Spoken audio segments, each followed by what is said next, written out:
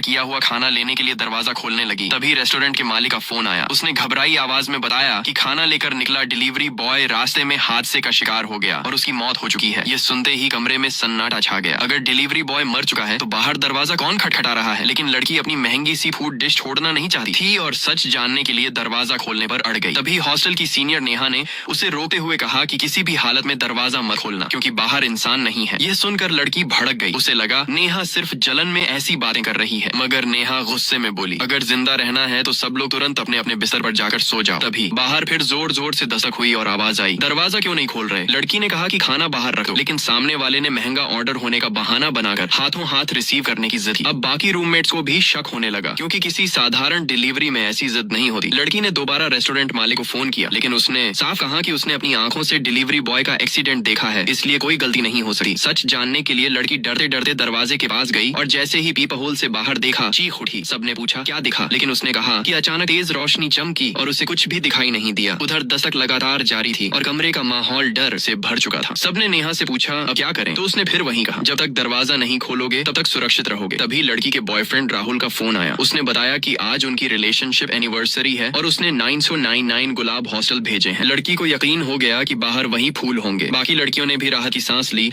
और नेहा की बातों को अंधविश्वास कहकर टाल दिया। लड़की दरवाजा खोलने लगी, लेकिन नेहा ने फिर रोकते हुए कहा कि आज चाहे बाहर कोई भी हो, दरवाजा खुला तो कोई नहीं बचेगा। तभी अचानक पूरे हॉस्टल की बिजली चली गई। बाकी लड़कियां डर गईं, लेकिन उसने हंसते हुए कहा कि यह तो रोज की लाइट ऑफ होने का समय है। उसे लगा नेहा जानबूझकर उसे फूल लेने से रोक रही है ताकि उसके रिश्ते में गलतफहमी पैदा हो जाए। दोनों की बहस बढ़ने लगी तो एक रूममेट ने समझाया कि पहले पीप होल से देकर तसल्ली कर लो। लड़की मान गई और फिर से बाहर झांका। इस बार लौटकर उसने गुस्से में कहा कि बाहर कोई नहीं है। नेहा की वजह से इतनी देर हो गई और डिलीवरी वाला भी चला गया। बाकी लड़कियां